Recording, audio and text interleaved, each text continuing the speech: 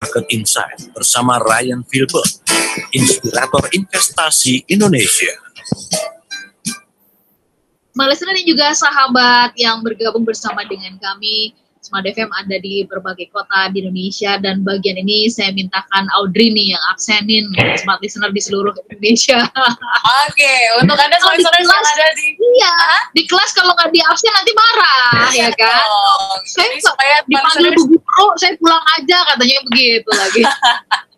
Oke, untuk Anda Smart Listeners yang ada di Manado, Makassar, Banjarmasin, Balikpapan, Yogyakarta, Jakarta, dan juga Medan, Pekanbaru, Palembang, Anda bisa bergabung bersama kami dalam Smart Market Insight. Dan pastinya untuk Anda yang ingin merespon, kira-kira kalau misalnya ngomongin IHSG, yang ada di benak Anda, yang ada di pikiran Anda apa, silakan di 0812 11 12 959. Oke, baik. Iya, oke. Mas Ryan, tadi penjelasannya Mas Ryan bikin kita penasaran ya, Audrey, ya, soal mempergunakan, ternyata ya nggak boleh sembarangan juga mentang-mentang IHSG-nya naik terus kemudian kita langsung babat aja begitu, tetap harus di tracing gitu satu persatu gitu. Nah tapi gini Mas Ryan, kalau tadi Audrey nanya, ternyata nggak bisa sembarangan main dimaksimalkan begitu ya. Lalu kemudian IHSG ini selain tadi melihat rata-rata kelas, gunanya untuk apa? Khususnya buat mereka yang memang berprofesinya sebagai trading saham, atau gunanya apa buat saya sama Audrey yang pemula inilah Mas gitu, mau beli saham yang bagus itu perlu memperhatikan IHSG apa enggak? Baik, tadi di sesi kedua kita sudah bahas sebenarnya bahwa gunanya dari IHSG ini nggak akan ada gunanya kalau kita tidak memilih kita itu posisinya mau jadi apa. Satu, jadi komentator sepak bola aja. Jadi ya naik ke turun ya boleh. Itu kan berarti nggak dapat keuntungan apa-apa, cuman komen aja kan. Yang kedua, jadi seorang pedagang, jadi seorang trader secara aktif. Maka kalau seorang trader secara aktif, biasanya dia melihat rentang waktu yang singkat. Ada orang yang mungkin hanya 1 minggu saja melakukan trading. Jadi 1 minggu tuh maksudnya dia punya pandangan bahwa dalam 1 minggu kalau dia beli, dia akan jual dalam waktu kurang dari 7 hari. Atau kurang dari 5 hari, karena kan bursa hanya 5 hari kan, bukannya 7 hari kan. Nah, atau ada juga kalau menjadi seorang investor, maka dia melihat data ini sebagai suatu hal yang membuat dia bisa beli saham lebih banyak karena sedang terjadi diskon. Nah, itu berguna dengan melihat IHSG-nya sendiri. Jadi tergantung nih mau berposisi sebagai siapa. Dan itu kita tidak bisa ajarkan. Maksudnya misalnya ditanya, Ryan, saya lebih baik menjadi seorang trader atau menjadi seorang investor? Kadang-kadang pertanyaannya gitu. Sebenarnya sih jawabannya adalah, ngomongnya pengennya begini, ya Anda jadi seorang investor dong. Tapi bagi seorang pemula, untuk dinyatakan atau diajak menjadi seorang investor itu biasanya agak sulit.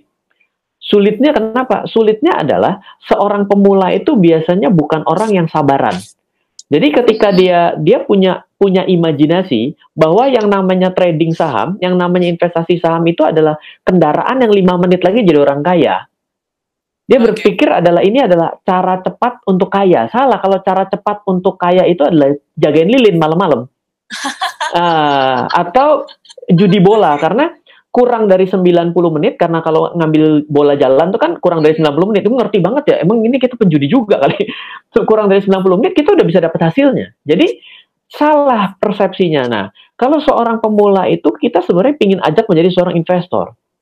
Ayo investasilah untuk 10 tahun ke depan. Tapi akan sulit, kenapa? Karena ingin sekali mengambil keuntungan jangka pendek. Ingin sekali merasakan hasil jangka pendek. Nah, sudah ingin merasakan hasil jangka pendek, uangnya sedikit pula.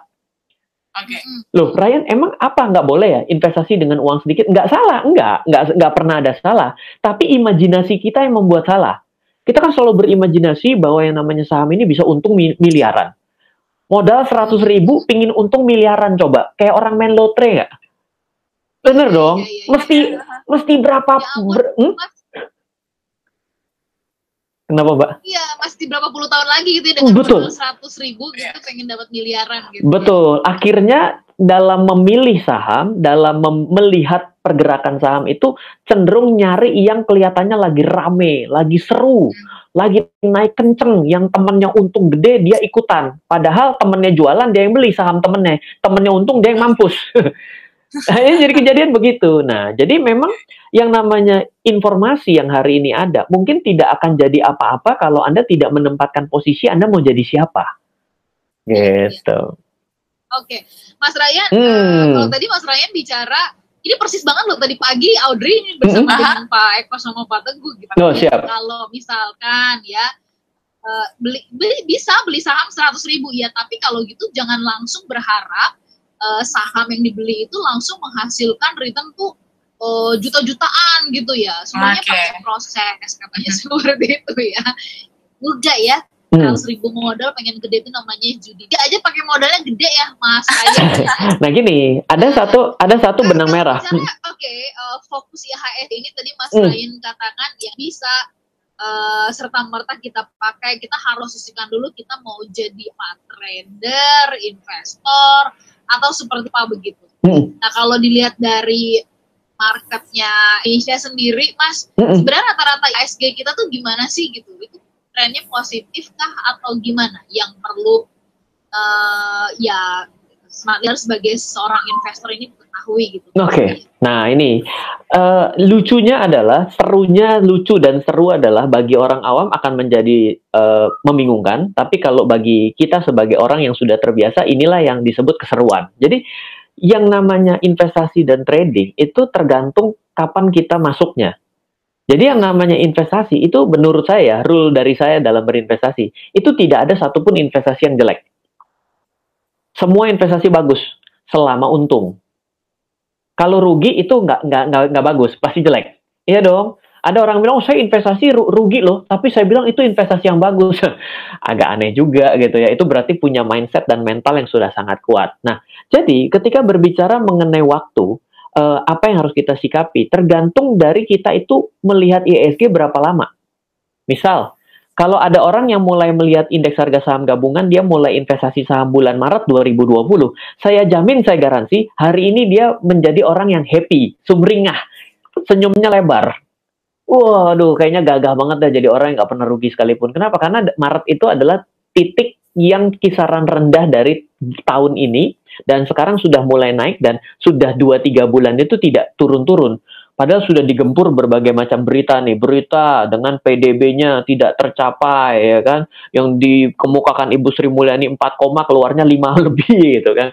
Dan berbagai macam informasi itu, tetap saja IHSG kita terlihat perkasa kalau dilihat dari Maret. Tapi bagi orang yang sudah investasi dari 2018, itu dia bisa, nyesel saya beli saham, parah, saya beli saham di harga 6.800 loh.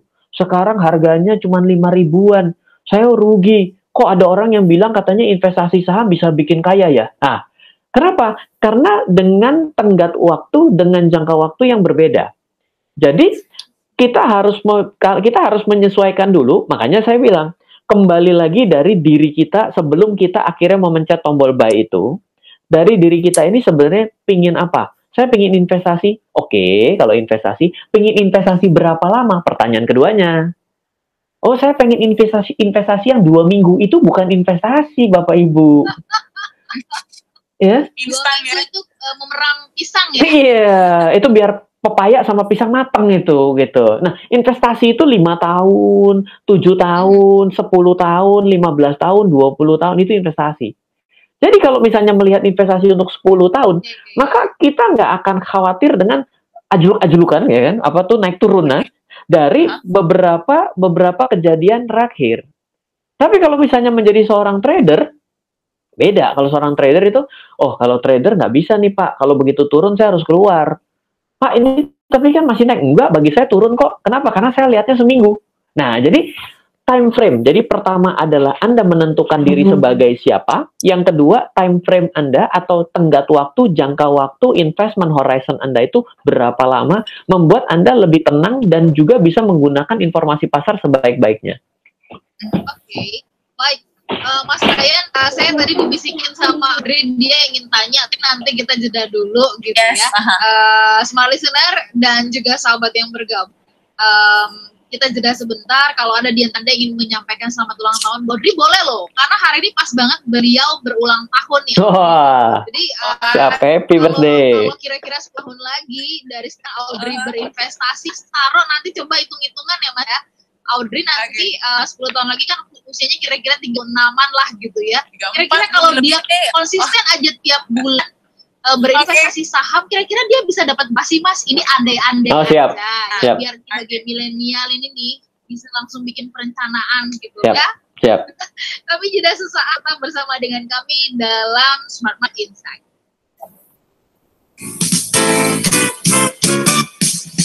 Tetaplah bersama